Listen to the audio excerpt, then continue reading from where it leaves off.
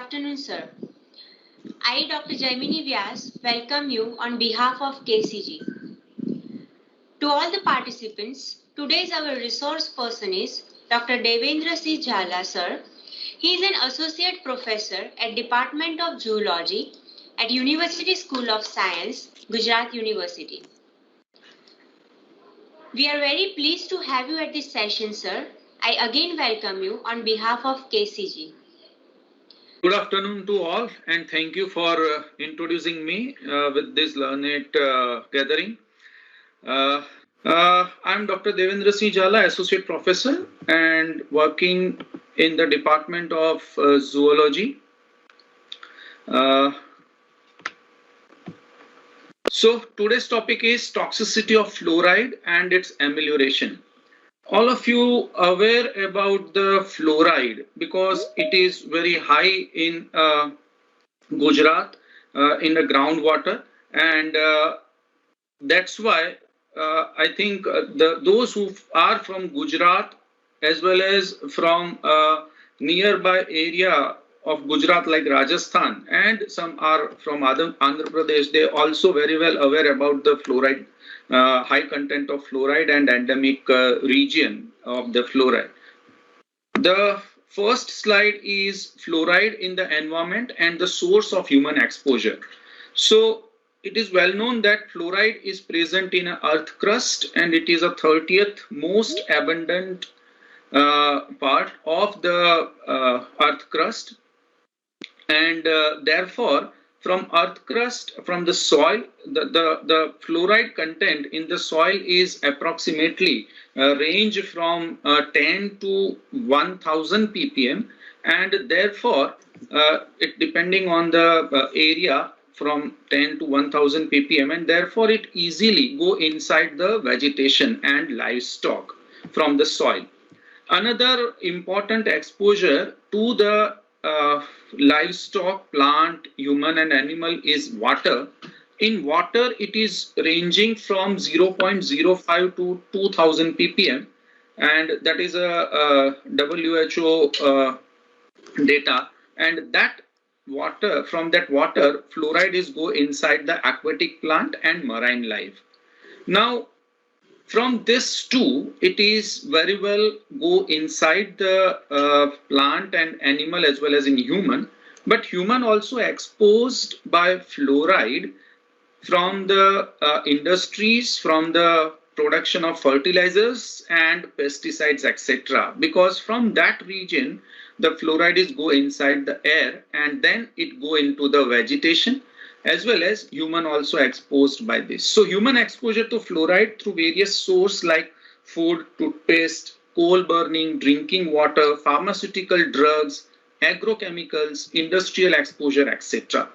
And because of this exposure, it is very easy to uptake and absorb the fluoride in the body, because fluoride is a very small molecule and highly electronegative molecule. So fluoride in the body of human mostly go inside through water and food.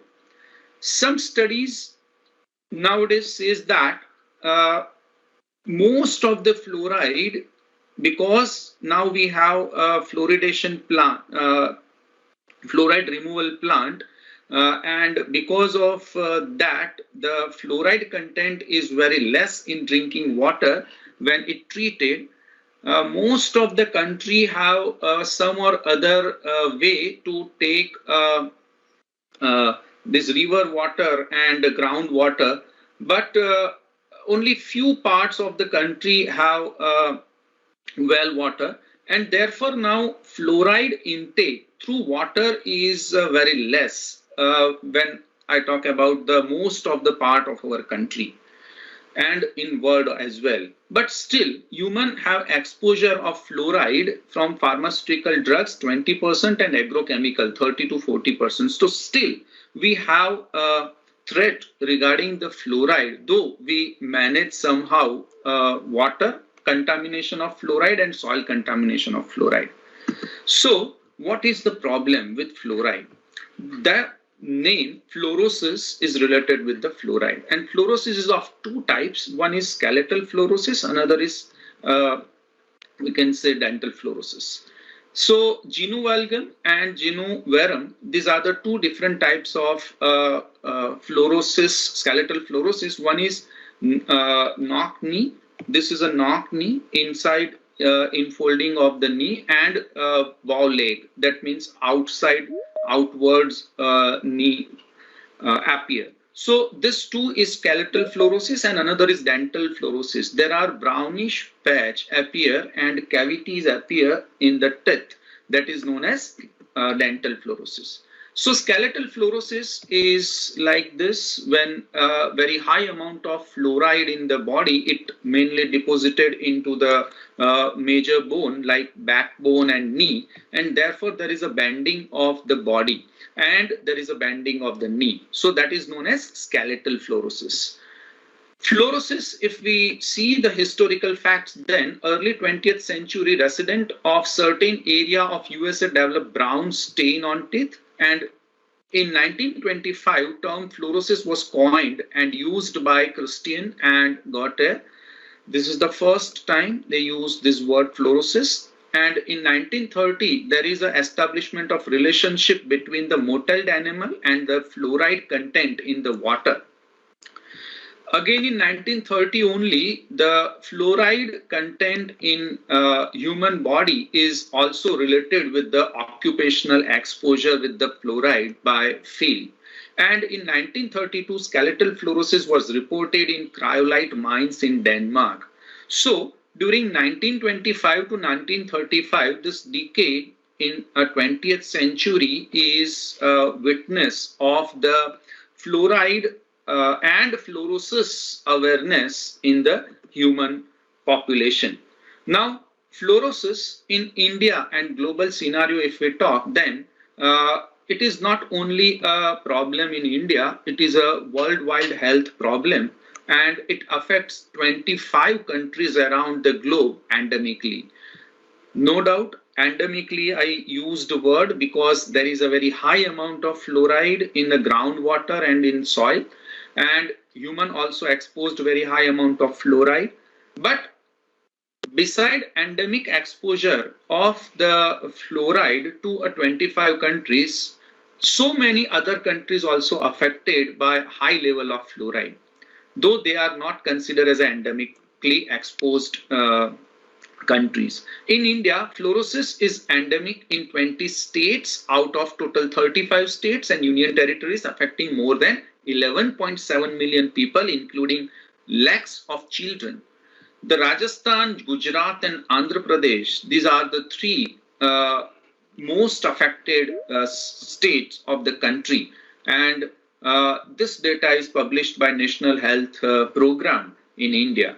It is due to high waterborne fluoride ranging from 16 to 25 ppm, and surprisingly this is a very high content of the fluoride, whereas WHO, World Health Organization, recommend only 1.5 ppm permissible limit of the fluoride. It is must below 1.5 ppm. 1 to 1.5 ppm is recommended by the World Health Organization, and this three state and most other state also have very high amount of fluoride in the groundwater.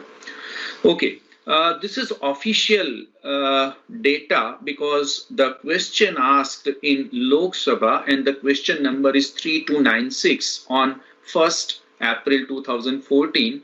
The question data this data is given by Lok Sabha in April 2014, that these are the most affected 10 states according to the population affected. And why I want to see this slide to you, because total 19 state and 117 lakhs people affected, that is depicted in this particular publication. And they also says that this Lok Sabha answer says that 4,157 lakhs rupees released in last 5 years under the National Program for Prevention and Control of Fluorosis. And you surprised that only 1076 lakhs utilized for that purpose, and approximately 75% funds not utilized. So beside very we can say a very most affected content to the human population of India, still more than 75% fund is not utilized, which is devoted for that. This is I am talking about from 2009 to 2014, and this is already published data in Lok Sabha answer. So we all must carried out or have effort regarding the this kind of problem. Okay, let's see the country-wide with endemic fluorosis. There are different patches, and we can say different areas belt present in the world regarding the fluoride content. The first belt is present in this area. I hope that you all see my pointer moving on the screen.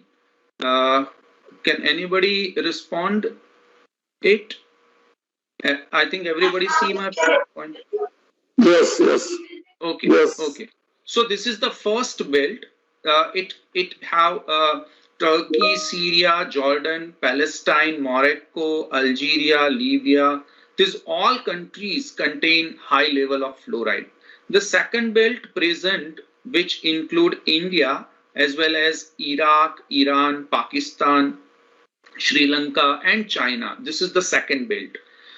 Beside this, there is also a fluoride problem in USA, like Mexico and Argentina. This is the third. And fourth belt is Ethiopia, Uganda, Kenya, Tanzania, and then Australia. Whole Australia is also affected with fluoride, Australia and New Zealand.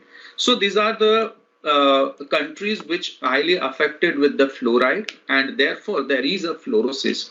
Now come to the India endemic situation. If we see, then here there is different figures given.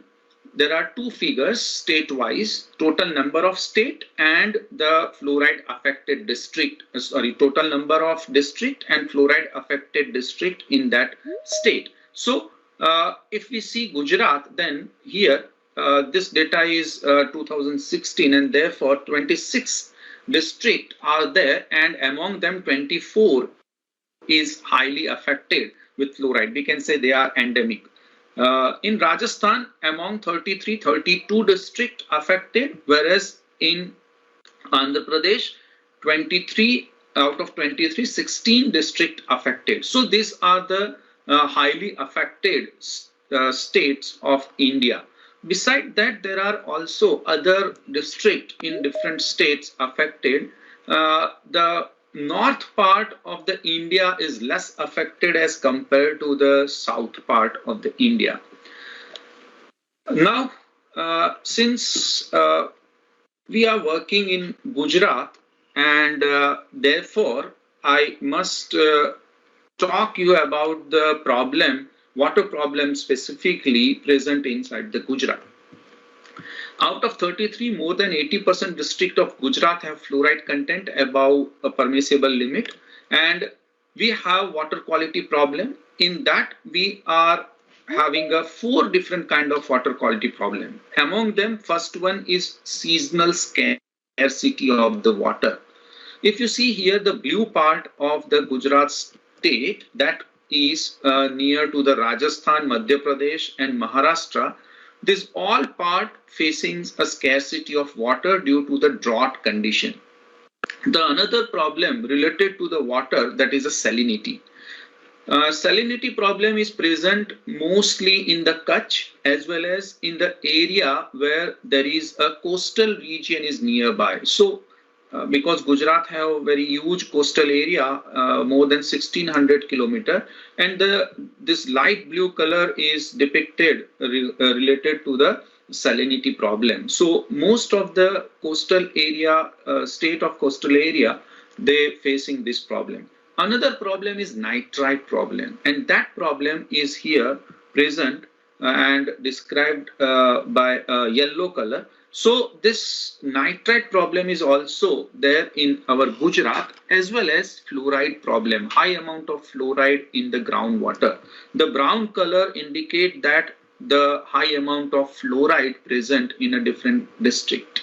So we have four different problems, that is seasonal scarcity of water, salinity, nitrate and fluoride.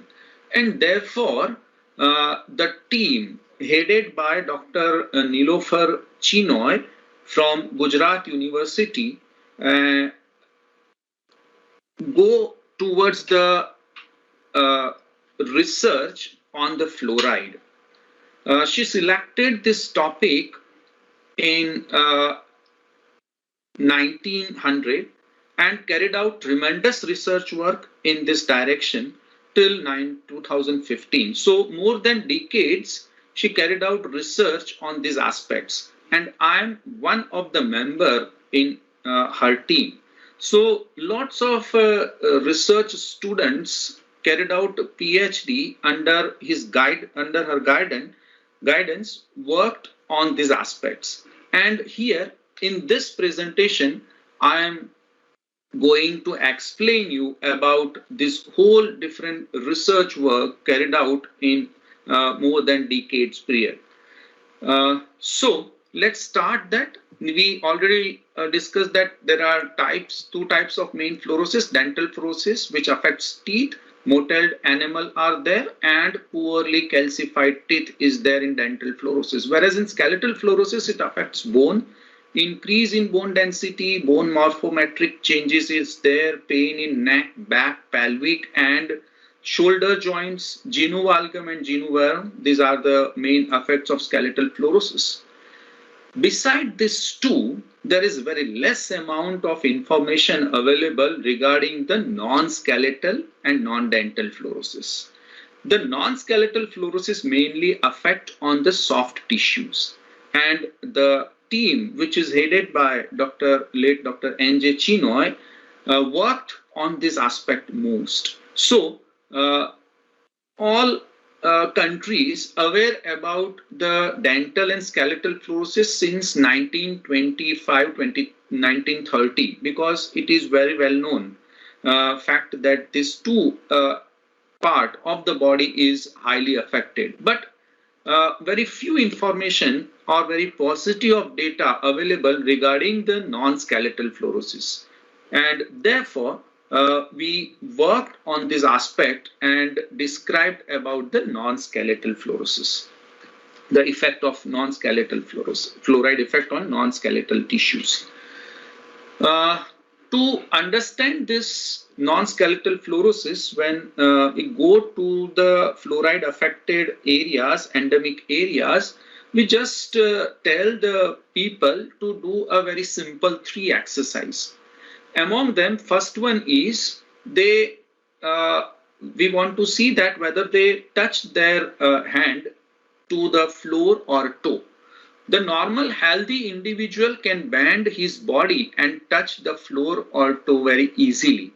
Whereas if the fluoride is present in the body in a very high amount beyond the permissible limit, then they are unable to bend without folding their knee. So this is the first condition by which we can immediately judge that there is something wrong, and it may be because of the fluoride. The normal second exercise, we tell the affected people, fluoride affected in the fluoride affected area, that they must touch their chin to the chest. The normal healthy individual can touch the chest with chin, whereas the fluorotic individual unable to bend the neck touching the chest with chin, it is not possible for them. The third exercise is normal healthy individual can stretch the hand, fold the arm and touch the back of the hand very easily. They can touch their finger behind the head with the help of their 2 hands. But fluoride affected individual unable to stretch the hand and fold the arm and touch the back of the head. So by these 3 indicators, we consider that there may be a problem of fluoride, and we take a sample like blood sample or urine sample of these individual, those who show this kind of sign. So detection of fluoride from urine, blood, saliva, sweat, hair and nail can be possible, and it shows us a long-term exposure if we see the fluoride present in hair and nail specifically. So by this way we collect the sample and then carried out a study related to the fluoride. We also carried out study on animal as well. Here in this presentation, I am not only explain you about the study carried out in the Department of Zoology under the guidance of Dr. N.J. Chino and his team, but I also explain you about the holistic study of the effect of fluoride and its toxicity as well as its removal. So few references I put here of different researchers, which is also very important.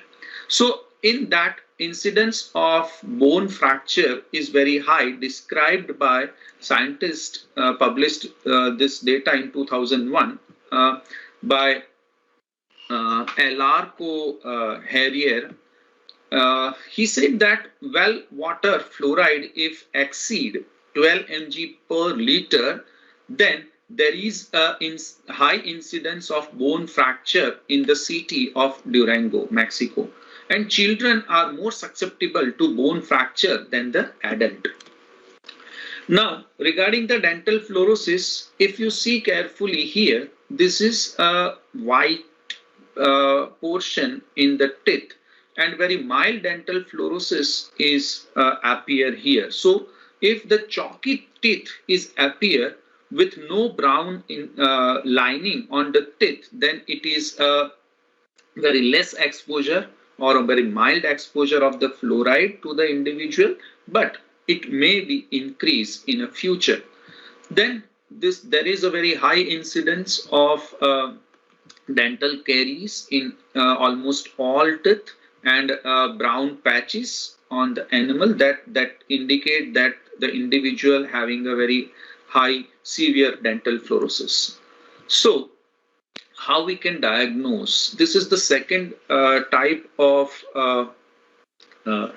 we can say second type of sign to detect the fluoride affected individual, and in that we check the teeth of the fluoride affected individuals. So if animals show no evidence of fluorosis, then it is a 0 grade. Whereas in first grade, there is a chalky white discoloration affecting less than 1/3 of the teeth surface. Chalky white discoloration affecting less than 2/3 but more than 1/3 of the teeth surface, then it is known as a second grade of dental fluorosis. And in third grade, chalky white discoloration affecting more than 2/3 of the tooth surface.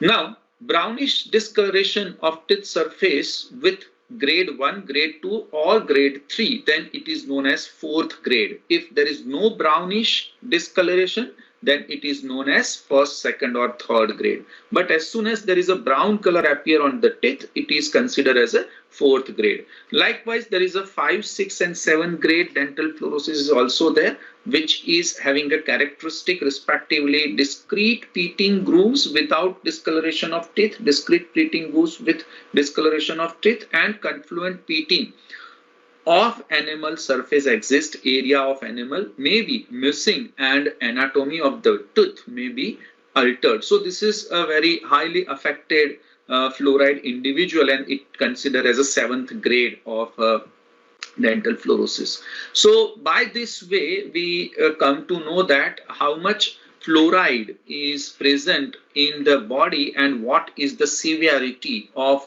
that fluoride in that individual. But this is about the dental and skeletal fluorosis. Our work is mainly on the soft tissues of the body, and let's start to see the different kind of effect on the soft tissue. Among them, first one is collagen. Effect of fluoride on collagen, if we see, then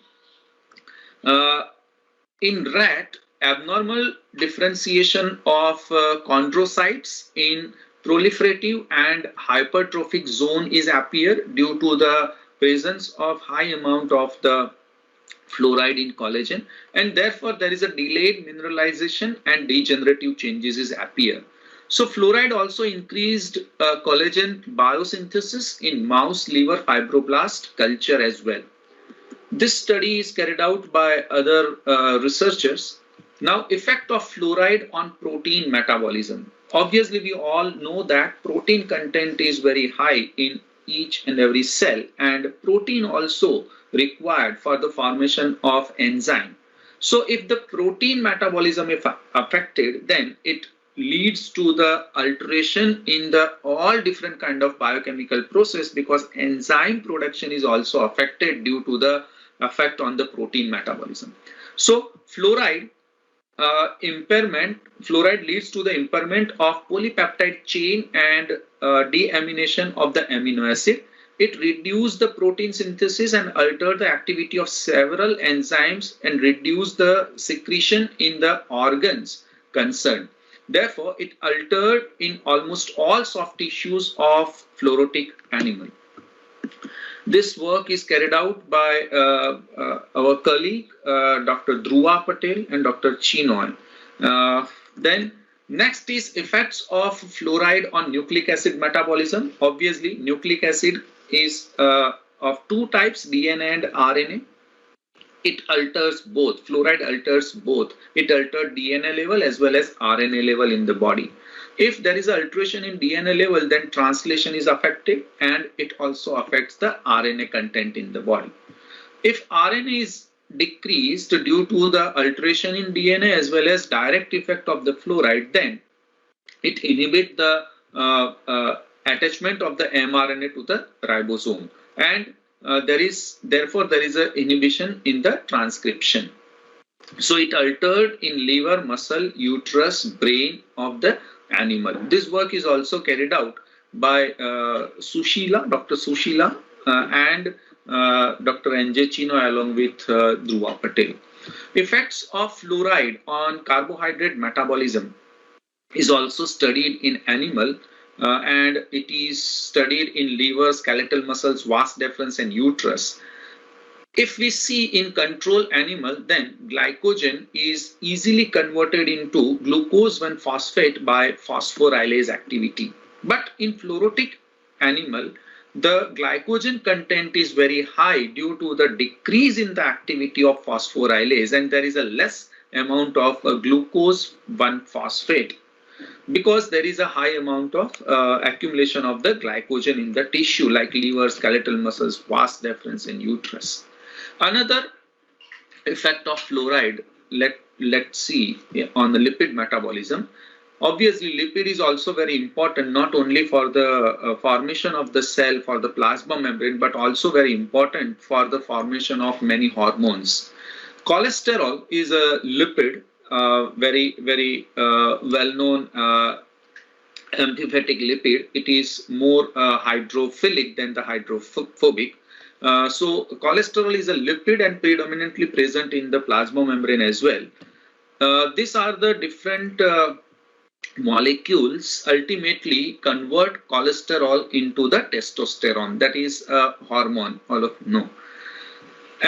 This testosterone is converted into the this testosterone is converted from the dehydroepiandrosterone by two important enzyme, and that is 3-beta HSD and 17-beta HSD.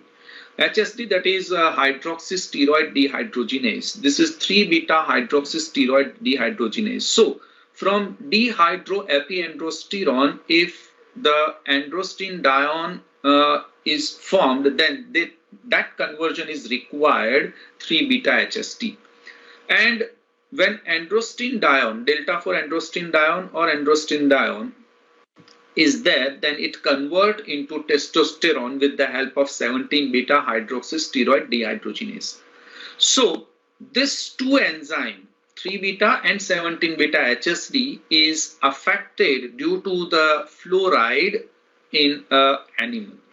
and in human as well. So epiandrosterone is not converted due to the less amount of 3-beta HSD and androstenedione. So 17-beta if affected, then also testosterone is not converted back into androstenedione. So fluoride inhibits both 3-beta HSD and 17-beta HSD enzyme in testis and ovary, and because of that, spermatogenesis and ovary, ovum formation is also affected. It affects on lipid metabolism as well. In rat, liver, testis, kidney and neurons, if we see, then there is a decrease in the polyunsaturated fatty acid, phosphatidyl ethanolamine, phosphatidyl serine, phosphatidyl choline. These all are very important lipid molecule present in the plasma membrane. So if the content of this lipid molecule is decreased, then there is an alteration in the permeability of the plasma membrane as well. Beside this, there is a saturated fatty acid is increased, lipid peroxidation is increased, and because of this, there is increase in the apoptosis. That is a programmed cell death. So lipid peroxidation is the process by which there is a highly damage to the plasma membrane, and therefore there is an alteration in the permeability of the plasma membrane. Now let's see effects of fluoride on oxidative metabolism. This study is also carried out on animal. On the tissue are liver, skeletal muscles, testis and epididymis. In control condition, if we see, the succinate is converted into fumarate with the help of succinate dehydrogenase. This is very important enzyme, also work in a Krebs cycle. This is the only enzyme which present in the matrix region of the mitochondria, and therefore the only biochemical event which appear near to the matrix region of the Krebs cycle. So in Krebs cycle, this is very important enzyme. Actually, this enzyme is a marker enzyme for the mitochondrial activity as well. Fluoride, if fluoride is there, high amount of fluoride is there in animal, then there is a decrease in the succinate dehydrogenase activity is reported, and because of that there is an accumulation of the succinate because it not converted into fumarate. And if succinate is not converted into fumarate, there is a block in the Krebs cycle and hence energy output is altered. So less amount of energy is released from the mitochondria and it affects all other biochemical event in the cell. So also fluoride is competitive inhibitors of STH, and because of that succinate is sometimes joined with the fluoride, and therefore succinate dehydrogenase won't be able to convert the succinate into the fumarate because there is a competitive inhibition process. Now let's see effect on the energy metabolism. So liver, skeletal muscles, testis and epididymis is studied for this purpose, and in control animal we see that the ATP is converted into ADP and there is a release of the energy with the help of ATPase. But fluoride affected animal shows that there is a decrease in the activity of the ATPase, and therefore the energy release is less as compared to the control animal. This study is also carried out by our team and published in a very reputed journal which published the research work on the fluoride. The name of journal is also Fluoride in 2005 and 2002. Cholinesterase, that is in muscle and brain. In control animal, in mice and rat both, acetylcholine is convert into acetyl and choline by choline esterase. But in fluoride affected animals, there is a decrease in the activity of choline esterase enzyme, and therefore there is an accumulation of the acetylcholine, and there is no conversion of acetylcholine to acetyl and choline. This conversion is very important for the nerve transmission, signal transmission. So therefore neurotransmission is affected and neurons in brain affected, muscle tone is also affected because of this. My colleague Dr. Rafiq Menon and along with that China ma'am published this article in 2001. Now, normal metabolism, if we see related to the oxygen, then oxygen is affected by high pressure of the oxygen. Smoke can also affect the oxygen. Chemicals and drug molecules, oxygen reperfusion injury is also there. Inflammation, radiation and aging process can also affect the oxygen. Because of this effect, now oxygen is liberate reactive oxygen species, or oxygen is converted into ROS molecules. So ROS is highly increased if this all different kind of activities appear. There is a normal increase in the ROS in a normal process, though there is no effect of fluoride, but still when we see the effect of fluoride, then there is a high increase in the ROS molecule. So O2 minus and or OH minus and or H2O2 is also increased by this. It lead to also clot in the small capillaries, and because of that blood vessels which reduce the blood flow, and it leads to the ischemic condition. This ischemic condition is also lowered the oxygen content in the body, and which leads to ultimately a cell injury. So there are two-way effect of oxygen. One is oxygen is converted into reactive oxygen species, and because of low level of oxygen there is a cell injury. So O2 necessary for generation of ATP and from oxidative phosphorylation. But if this happened, then there is less amount of O2, less amount of energy, ATP, and therefore there is a cell injury. Oxidative stress, if we see, then we have defense mechanism in our body. That defense mechanism continuously remove the reactive oxygen species from the body. And that defense mechanism, they are known as antioxidant enzymes.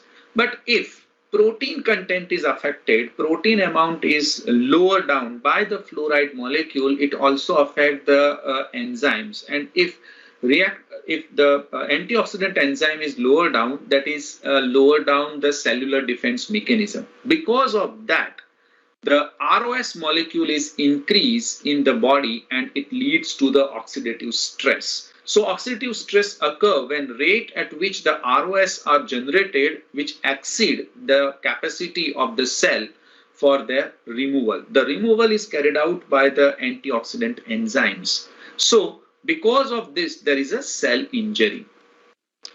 Now, enzymatic defense against free radical injury. As I said, there are lots of enzyme work to remove the free radical molecules like a reactive oxygen species O2 minus or H2O2 and OH minus. So for that, there is one enzyme known as SOD, that is a superoxide dismutase. This superoxide dismutase removes superoxide free radical from the cell, and along with that, there is also catalase and GSHPX, that is glutathione peroxidase, which remove the hydrogen peroxide H2O2 and lipid peroxidation. Glutathione reductase GSHRD also help in it and catalyze the and prevent the DNA strand breaks. Let's see how they work in connection with each other. So this is oxygen free radical.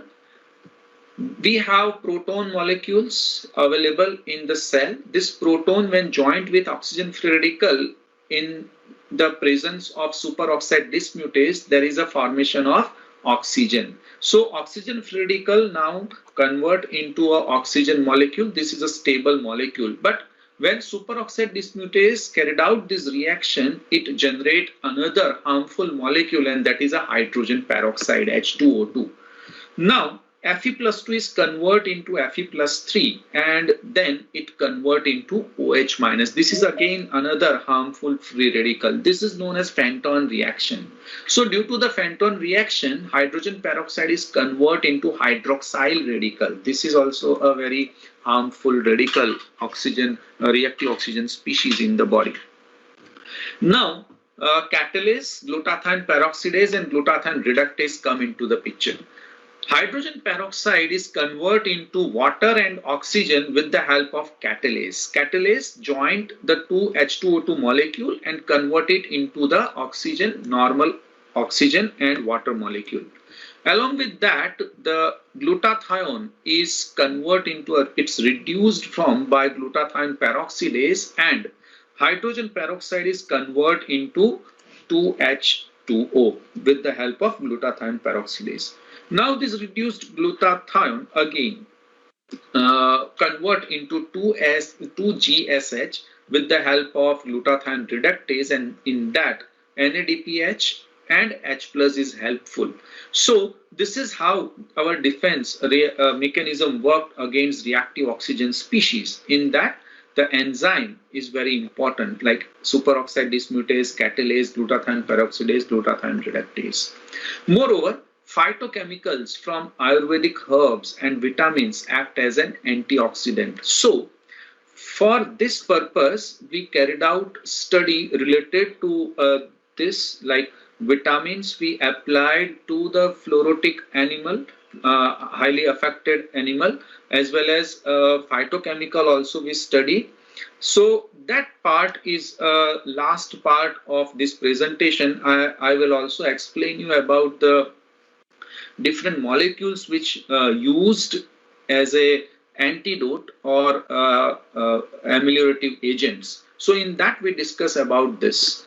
Let's see other effect of fluoride. Free radical toxicity, in that we studied liver, ovary, testis and brain.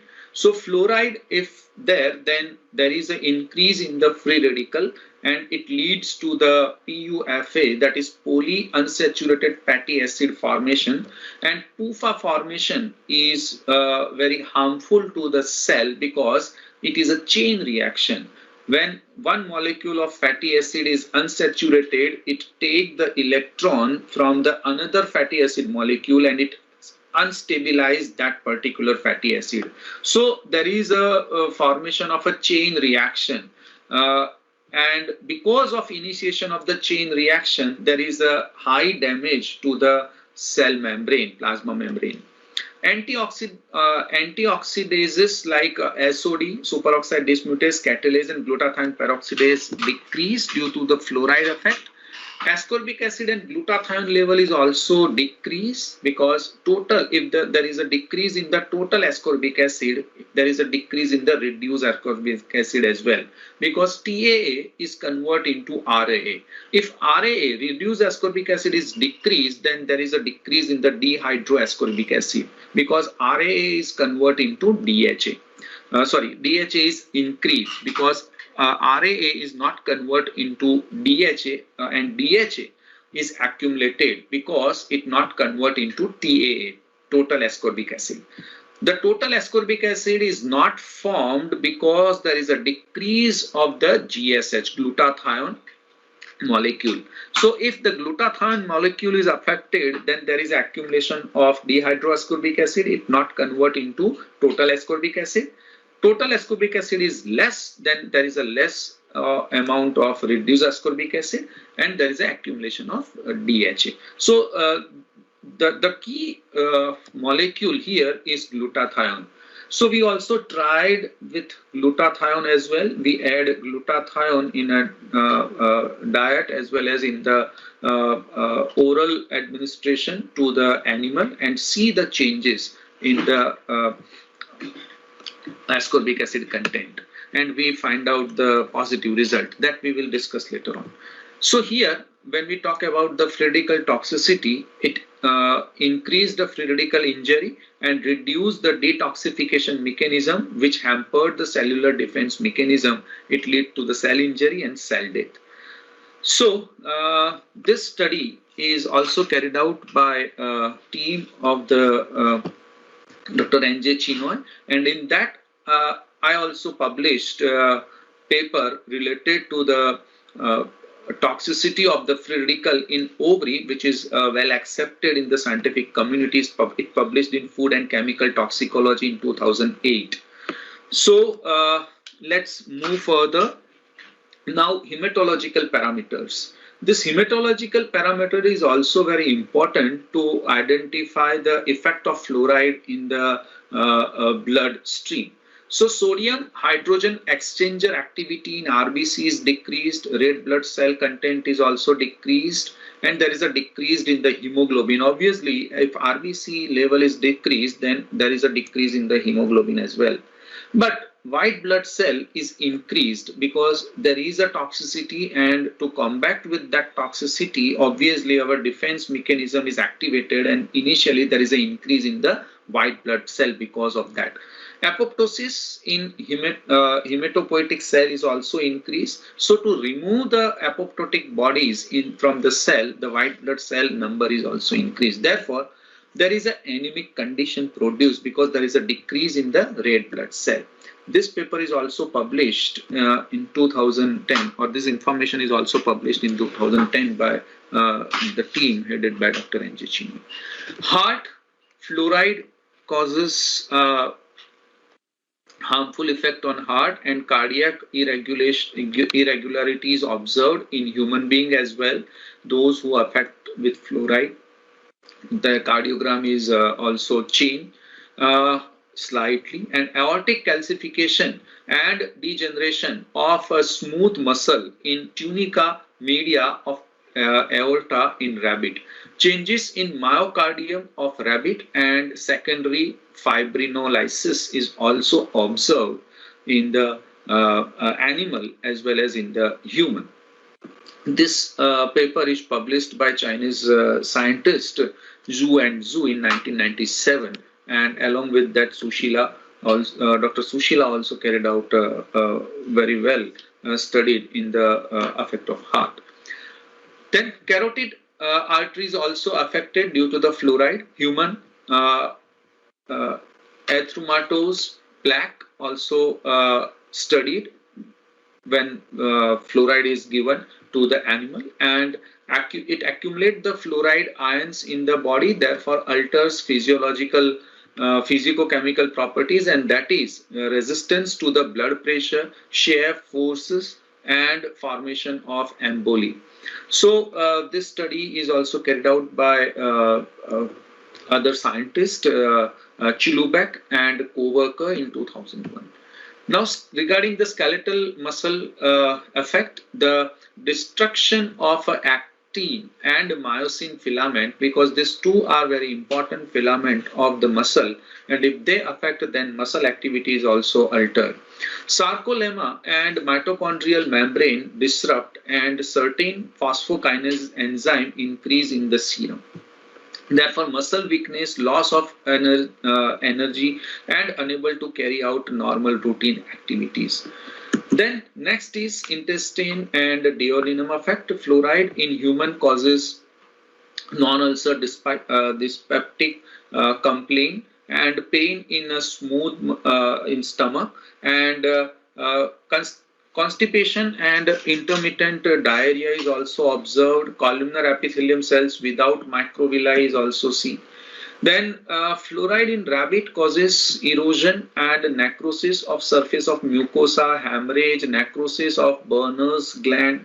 Actually, Berners gland is very important to protect the internal villi and internal area of the stomach and duodenum by the effect of hydrochloric acid, which is also released from the stomach as well. So if the necrosis of Berners gland is there, then there is a less amount of mucus secreted, and it affects the intestine and stomach as well. Then there is a clump submucosal level, hypertrophy of muscle in muscularine mucosa is there. Okay, so till this point there is a biochemical effect we already discussed. Now I move towards the histological effect of the fluoride. The gastric mucosa here, this is a gastric mucosa electron microscopy. This is a normal image of the electron micrograph of the gastric mucosa. This is scanning electron micrograph, and here we see the columnar epithelium with a normal microvilli and mucus droplet. These are the mucus droplet, which is not very well observed in columnar cell when we treat it with the fluoride. And columnar cell shows cracked cell surface when we see the high amount of fluoride effect. This paper is published, this information is published in a book known as A Treatise on Fluorosis by Dr. Sushila. Yeah, this is a liver images, histological image of liver, and this is research work published by me and my colleague Dr. Srilata Nair, who is now working in a very well-known hospital in South India, Life Science it is. So this liver is normal liver, control liver, and we see the normal morphology of the liver cell. But when we treat it with sodium fluoride, this data is of mice. So when mice treated with sodium fluoride, and when we see the liver cell, then we see the disorganization of hepatocytes and zonal necrosis is there. We also see cytoplasmic vacuolization. These all are cytoplasmic vacuolization. And we also see the fatty deposition. If you see carefully here, there is a small dot-like structure, droplet-like structure, that is a fatty deposition. And we also see the necrotic cell. So, pycnotic cell. So these are the pycnotic cell. Here there is a clumped chromatin material is observed, and therefore it is a pycnotic cell. So sodium fluoride shows this kind of effect in the liver cell, whereas antidote effect, antidote, that means we tried it with vitamin C, vitamin E and calcium. This alone and in combination, if we add to the mice, then we see there is a significant recovery of a liver cell hepatocytes. Then kidney. In kidney also there is alteration in the glomerulus. So renal tubule with deeply eosinophilic cytoplasm. Here you can see that there is a eosinophilic region is there, and then necrotic epithelial cell is also there. Glomeruli were necrotic and with pycnotic nuclei, and you cannot see a proper structure of the podocyte. Podocyte food processes is disturbed here. If you see here, this is a control glomerulus, control animals glomerulus, and then we can see very well structure of the podocyte of the glomerulus. But here it is disturbed, and we also see that by addition of the antidote, the structure is slightly recovered. So this is effect on a kidney. Now kidney of rabbit and rat shows cloudy swelling, degeneration of tubular epithelium, tissue necrosis, extensive vacuolization, and all other different kind of effect which we already discussed. The brain also show damaging effect. This study is also carried out by a colleague of mine, Dr. Shruti Shah, and published this paper in Fluoride Journal. So in brain, if we see, then Purkinje cells poorly develop and apoptotic structure is observed, and neurodegenerative changes in hippocampus, motor cortex and cerebellum is also observed. Enhance nitric oxide synthesis and activities. So nitric oxide level is altered in the brain, that is also reported. Sodium fluoride affects on brain. If we see, then pathological changes of synaptic structure in the brain of mice, impairment of the learning capability, animal perform poorly in motor coordination due to the neurodegeneration in hippocampus, and oxidative stress is increased, antioxidant defense is decreased. There is also study carried out by Dr. Trivedi. He is now working in Kutch as an associate professor in Kutch University, and he carried out study on the fluoride affected child.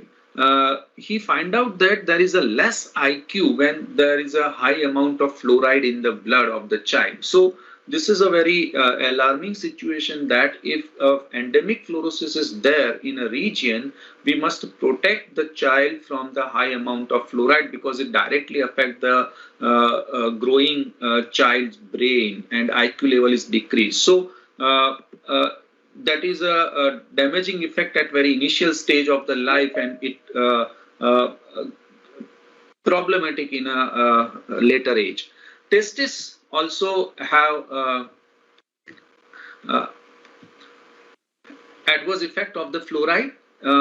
If I zoom this region, then you can very well see there is a less amount of sperm, almost devoid of the sperm. Lumen of the testis, seminiferous tubules, devoid of the sperm. There is also increase in the necrotic cells, and there is also increase in the specific kind of giant cell. If you see here, there is a slightly increase in the cell size. These are the giant cell, and this information is given first time by a colleague of mine, Dr. Kavita, and published a paper related to the giant cells present in the fluoride affected testis.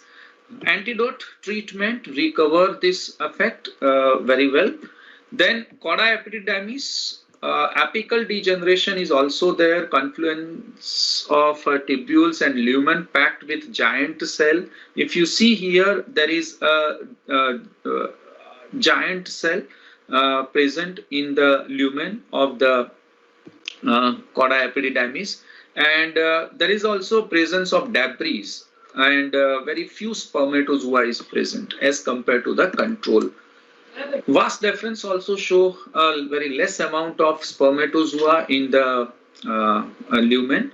NF affected vas deferens shows that nuclear pycnosis in epithelium and lumen is devoid of spermatozoa. Sperm parameters also show alteration due to the effect of fluoride. Sperm motility, sperm count, sperm viability, and sperm mitochondrial activity index is low.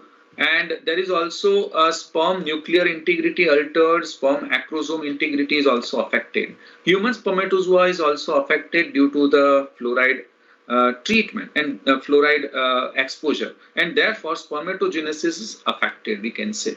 Regarding the female reproductive system, ovary is highly sensitive with the high amount of fluoride, and there is a vacuolization appear in the ovary of the mice. This paper is published by me. This work is of PhD problem. When I did my PhD, this is my research work, and I found that there is a pycnotic follicular cell is also appear in the kidney. But when we give antidote treatment, there is a recovery in the ovary. Uterus is also show similar kind of effect like vacuolization, pycnosis in endometrium, and atrophy of the gland. There is a decrease in the thickness of serosa and myometrium. If you see carefully here, there is a serosa and this is a myometrium. So that thickness is less as compared to the control image. So this is effect of fluoride on uterus. So in nutshell, we can say the NF treatment and fertility, then it altered the reproductive organs histology, and there is a follicular genesis and uterine endometrium growth is decreased, sperm count decrease, live dead ratio of the sperm decrease, and spermatogenesis also decrease, which lead to uterine epididymal internal milieu altered. Ovary also affected and testis also affected. So cholesterol content is increased, 3 beta HSD decrease, 17 beta HSD decrease, and it altered the steroidogenesis. So serum estradiol and testosterone level also decrease and altered cyclicity and fertility in female and male. This too leads to the non-conductive for nidation, implantation, and fertilization, and therefore fertility rate is decreased. Fluoride also affect not only the reproductive organ, the normal biochemical effect is also affect the endocrine gland as well. So if we talk about endocrine gland, pineal gland is also affected. There is accumulation of fluoride in pineal gland, and fluoride calcium ratio is higher than the bone and lower the excretion of the melatonin metabolism, and it may contribute to the early onset of the puberty. It also affects thyroid and parathyroid gland, and fluoride dependent iodine deficiency disorder, that is IDD, appear when there is a high amount of fluoride in the thyroid. Parathyroid gland also have very high amount of parathormone due to the stimulation of parathyroid gland, and there is a secondary hyperparathyroidism is also appear, extensive accumulation of medulla, hypertrophy of the in adrenal function, and catecholamine level in sperm is increased. In serum is increased. Pancreas, which is also endocrine as well as endocrine gland, the endocrinal function of the pancreas shows that beta fluoride affected pancreas shows that beta cells of pancreatic islets were damaged, and insulin production is affected due to that. Okay, so this is about the endocrine gland effect on the endocrine gland due to the fluoride, high amount of fluoride. Now, our team also worked on the genotoxic effect.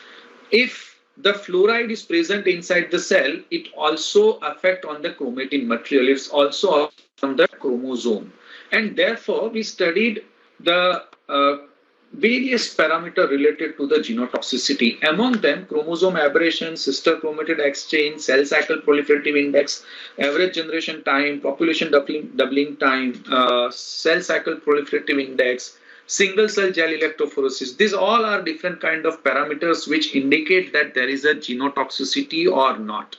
Among them, first one is chromosomal aberration. We take blood from the normal healthy individual as well as from the fluoride affected individual from the endemic areas, and we found that in fluoride affected individual there is a small break. You can see here there is a cut in the chromatid of the chromosome. There is a break as well as there is a gap in the chromatid. The break and gap, the difference between these two is if unstained part is greater than the thickness of the chromatid, then it is known as break. And if unstained part thickness is less than the thickness of the chromatid thickness, then it is known as a gap. So we see that there is an increase in the break and gap both. Chromosomal association is also another parameter by which we can see that there is whether there is a non-disjunction in future or not. In chromosomal association, the telomeric part of two chromosomes is attached with each other, and then there is a formation of this type of tetrad structure. This leads to the non-disjunction in the next cell cycle. This is because of there is loss of telomere and increase in the stickiness of the end part of the chromosome. There is also association of the NOR region. NOR region is very important for the formation of ribosome, and that is present on the acrocentric chromosome. To understand or to visualize the acrocentric association, we must use a different kind of staining technique known as NOR staining with the help of silver nitrate and gelatin. So you can see here there is a dark black dot which joined with each other, that is NOR region from D group of the chromosome, that is from 13, 14, 15, and G group of chromosome, that is 21, 22. They joined with each other. Here there is DD association, two D group chromosome joined with each other, and in next cell cycle it may be possible that these two, if not separate properly, then there will be a non-disjunction, and the chromosome number of that particular association is either increase or decrease. It leads to the 21 trisomy as well, that is known as a Down syndrome. And there were papers published related to this, that in endemic fluorotic region there is an increased incidence of a Down syndrome, and that is totally because of the non-disjunction. Another parameter is sister chromatid exchanges. there are 2 chromatid in one chromosome, and that 2 chromatid, if we use bromodioxyuridine, that is a BRDU, thymidine analogous in the culture, we can visualize both the chromatid separately. One chromatid is darkly stained and another is lightly stained. This kind of staining pattern is known as FPG, that is fluorescence plus Giemsa staining pattern. By that we can easily distinguish the first generation of the cell, second generation of the chromosome, or third generation of the metaphase plate. So first, second or third generation of metaphase plate we can easily distinguish with the help of BRDU incorporation. So in that, if the number of sister chromatid exchange is increased, generally this is a normal process that we have 5 to 7 sister chromatid exchange per cell in normal healthy individual. But when we see the fluoride affected individual or fluoride treated culture, we see that the number is highly increased, significantly increased, I mean to say. It is more than 10 to 12. And this is also leads to the chromosome deformities, and sometimes it leads to the mutation and cancer as well. Another important parameter is micronucleus study. In micronucleus, we treat the culture medium with the help of cytochalasin B, which arrests the cell in a cytokinesis stage, because it depolymerizes the microfilament, which is very important for the cytokinesis. But here, when we arrest the cell in a cytokinesis, you can easily, very well see that there is a binucleate present in a single cytoplasm. So these are the 2 binucleate cells present in a single cytoplasm. But when there is a damage to the chromatin material, there is a cut in the chromatin material, or there is a lacking of the chromosome to separate out from its metaphase to the telophase, or separation of chromatin material, and it won't be able to go to the either of the nucleus, then it forms a separate small nucleus in a same cytoplasm. This is known as micronucleus. This is binucleate with micronucleus. So the number of micronucleus is also increased when we treat the culture with the fluoride. Single cell gel electrophoresis, this is another genotoxicity parameter. This is a control stage where there is no damage to the chromatin material. If there is a damage to the chromatin material, then when we put the culture in the electrophoretic medium, the damaged chromatin material go towards the positive pole, cathode region. Because the chromatin material is made up with the DNA, and DNA is a negatively charged. So it go towards the positive charge and form a small dotted structured tail. So this is look like a comet, and therefore this single cell gel electrophoresis assay is also known as a comet assay.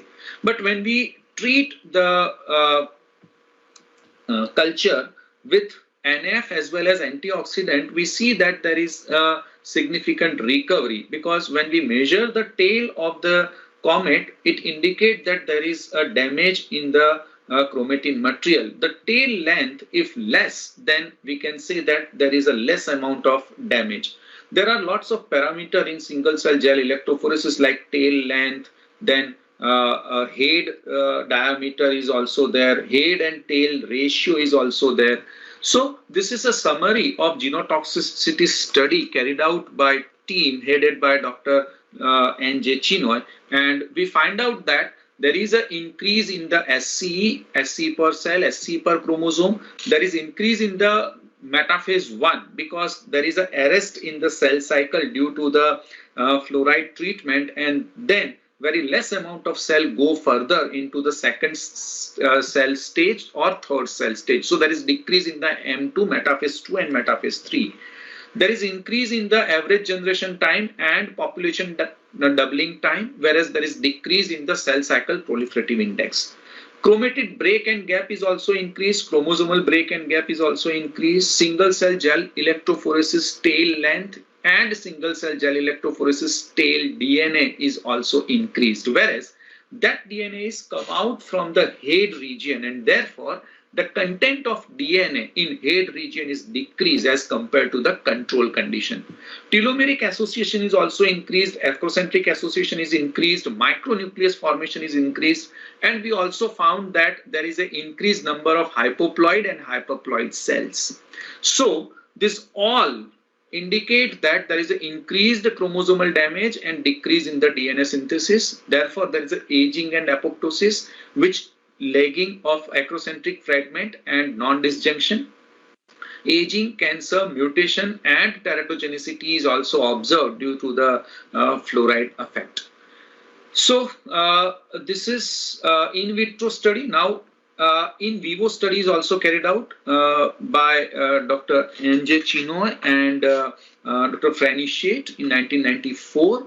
They published paper in a fluoride journal. So they carried out study on Mehsana population in 1994. Sorry, in 1994 there is a high amount of fluoride in groundwater in a bore well in Mehsana district, and the fluoride level is 2.20 ppm. Whereas in Ahmedabad at that time the fluoride level is very well in a control, like in it is 0.62, because it is not from the bore well but from the other groundwater. So the parameter analyzed by scientists at that time is SC per plate, SC per chromosome. It is increased, CCPI decreased, which is non-significant decrease. Serum fluoride level is also increased. In normal healthy individual in Ahmedabad, it is range from 0.03 to 0.05 ppm. Whereas in fluoride affected individual from Mehsana, it is 0.117 to 0.539 ppm. So it directly correlated with the effect on the chromatin material, I mean to say, because the high level of fluoride shows increase in the or alteration in the genotoxicity parameter. So this is about the mechanism of genotoxicity. I will take only most of the mechanism part I already discussed along with the effect. So I should skip this. This is a holistic effect of fluoride toxicity, like all genotoxicity, biochemical effect and histological effect of fluoride, and it leads to the fluoride toxicity. Molecular mechanism of action of fluoride, it is a highly electronegative and easily permeable through the plasma membrane, therefore it shows its effect, and it also have very high affinity with calcium and magnesium, so it form magnesium fluorophosphate, and therefore there is an unavailability of calcium and magnesium for a different kind of enzymes, because these two work as a cofactor. And it also replaces the OH ion and bind to the positively charged ion like calcium. So this is how, and fluoride also form a strong bond with NH in purine and pyrimidine base. So it also alter the strand of the DNA. Now amelioration part, we tried with vitamin C, and we find out that this is the most effective vitamin when we talk about the amelioration of the fluoride effect. We also tried with vitamin E and also with the help of calcium. So the combination of these three, calcium, vitamin C and vitamin E, shows a maximum recovery. We also tried a protein supplementation diet, and that protein supplementation diet is also shows recovery, but not as comparable with the vitamin C and vitamin E, but still there is a recovery in protein supplemented animal. Then effect of melatonin and curcumin also studied by other scientists, and they also shows that there is an amelioration. Amelioration is also observed by different kind of preparations, like there is we can say selenium or glutathione, beta carotene, and superoxide dismutase. These all things can also were also supplemented to the fluoride affected or fluoride treated animals, and scientists observed the recovery. Herbal preparation is also tried, that is tamarind and magnesium compound, and by this herbal preparation there is also shows that there is also observed that in human it enhances the urinary excretion of the fluoride. Effect of selenium is also tested by other scientists, like total lipid and triglyceride, LDH, cholesterol, LDL cholesterol decreased due to the effect of selenium, whereas high density lipoprotein cholesterol is increased. Spirulina is also used as an antidote, and it also shows recovery. Quercetin is also used as a recovery agent. So this is a summary of different antioxidant used for against the fluoride toxicity. Among this list, the colored portion is the list which is used in a research team headed by Dr. N.J. Chinoy, and I also used vitamin C, vitamin E, as well as calcium in my research work. I also used curcumin and calmag along with the GSH for some research purpose. Now, along with that, it is also very important to remove the fluoride from the water. So defluoridation process is also carried out, and there are lots of different kind of treatment given to the fluoride, like Nalgonda technique is very popular, activated alumina is also popular, and ion exchange, anion and cation exchange resin is also used for defluoridation. This is a Prashanti company which form a specific kind of container for defluoridation. Nalgonda technique, the steps are addition of sequence of alkaline, chlorine and other compound, then flocculation, sedimentation and filtration. I'm not going into detail of this process. Fluoridation, whether it is a required or not, because some countries is favor in the fluoridation, water fluoridation.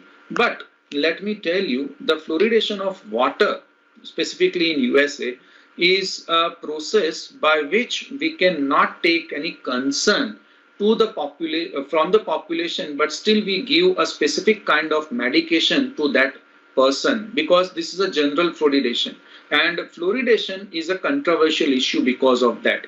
Whether it required or not, all the individual got the fluoride from water when we carried out fluoridation. Some individual have fluoride in its that toothpaste, some have pharmaceutical on pharmaceutical medication, and therefore they have fluoride. So when we carried out fluoridation, it sometimes leads to a alteration in the total amount of the fluoride. This is graph which shows that number of decayed teeth per child from 1930 to 1990, and since 1960 the fluoridation is carried out in New Zealand, and toothpaste fluoride is also increased in 1970, but still it depicts that there is a slope continuously decreased, and there is no significant effect in the decrease in the number of decayed teeth per child. This graph is also shows that non-fluoridated countries and fluoridated countries have similar kind of decayed, missing or filled teeth, DMFT, since 1970 to 2010. Whether it is a fluoridated water or non-fluoridated water users, they have similar kind of result. So this is about the United States. Continuously there is a slightly increase in the percentage of the dental problem in the children, though they fluoridate the water. So is fluoridation is ethical? The fluoride is the only chemical added to water for the purpose of medical treatment, and the dose cannot be controlled, and it goes to everyone regardless of age, health and vulnerability. So I should say that the fluoridation is, we can say, in a question mark, and we should think about it before fluoridation of the water. So the recommendation is borewell water which contain high amount of fluoride. We should not use that. Irrigation canal water is very safe for that purpose. And this is the last slide of this presentation. This slide is showing the data of April 2014 versus December 2017. Haryana, West Bengal, Chhattisgarh, these are the state which have highly increased in the fluoride affected population in percentage. Whereas surprisingly, because I am carried out my research in Gujarat, we have a very significant decrease in the fluoride affected population. I think main reason is the Narmada, the branches of Narmada canal is now spread throughout the Gujarat, and most of the population got the irrigated canal water, and therefore there is a less amount of fluoride go inside the body of the human through the water. So this is, I think, main reason, as well as there is also a deep fluoridation plant is also another important slide is that this is a team of different scientists who carried out this different kind of research. In that, late Dr. N.J. Chinoy, who headed this team, and a co-worker like Dr. M.V. Rao, who was a ex-director in School of Sciences, Gujarat University, Dr. Sikwera, Dr. Narayana, Dr. Matthew, Dr. Barot, Dr. Dhruva Patel, Dr. Bhattacharya, Dr. R.T. Sharma, who is working in Pennsylvania State University, Dr. Sunita Chawla, Dr. Dipti Mehta, Dr. Trupti Patel, Dr. Rafiq. So I thank you all these researchers, and I dedicated this presentation to my guide, my mentor, Dr. N.J. Chinoy. Without his effort and without all this effort of different scientists, this presentation won't be possible. So thank you and have a healthy life. I also thank you, the organizer and listeners.